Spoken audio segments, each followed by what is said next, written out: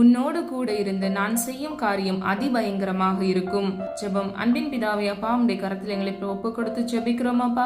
அறிந்த மறியாமல் செய்த தவறுகளை மன்னிங்க தகப்பனே. நீர் எங்களுக்காக இன்று கொடுத்த இந்த ஆசீர்வாத வசனத்திற்காக நன்றி செலுத்துகிறோம் அப்பா.